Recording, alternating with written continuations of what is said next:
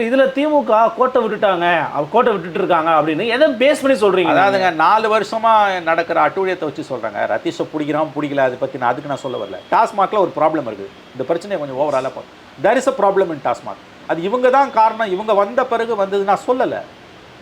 ஆனால் நீங்கள் காலாகாலமாக நடக்க ஒரு பிரச்சனையை முதல்ல நீங்கள் மத்திய அரசை எதிர்க்கும்போது ஒரு விஷயத்தை புரிஞ்சுக்கோங்க. மத்திய அரசு அல்ல, ஃபாசிசத்தை எதிர்க்கும்போது, மதவாத அரசியலை எதிர்க்கும்போது தூய்மையான நிர்வாகம் என்பது அடிப்படை தேவை. First requirement. நாங்கள் அதுலேயே கோட்டை விடுவோம், ஊழல் ஒரு பிரச்சனையே இல்லைன்னு பேசுகிற மாதிரி அயோக்கியத்தனை எதுவுமே இருக்க முடியாது. ஏன்னு கேட்டிங்கன்னா உங்களுடைய மற்ற எல்லா நியாயங்களும் அடிபட்டு போகும். பட் பிரைமரி எனக்கு ஃபாசிசம் தான், அதை வச்சிருப்பேன். புரிஞ்சுக்கோங்க. ஃபாசிசத்துக்கு எதிரான போராட்டத்தில் தூய்மையான நிர்வாகம் என்பது அடிப்படை தேவை. டு சர்டன் எக்ஸ்டென்ட் அது தேவை.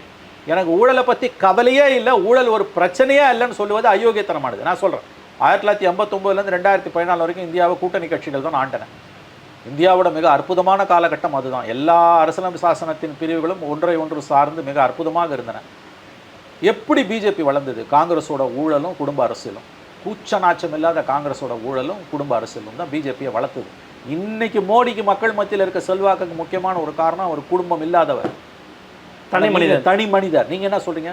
குடும்ப அரசியல். ஆமாம், குடும்பம் இருக்குது, அரசியல் பண்ணுறோம். ஜெயலலிதா அந்த வார்த்தை சொல்லும்போதெல்லாம் ஸ்டாலின் சொன்ன வார்த்தை எவ்வளவு தூரம் வந்து ஒரு பெண்ணை, ஒரு பெண்மையை கொச்சையாக பேசக்கூடிய வார்த்தை.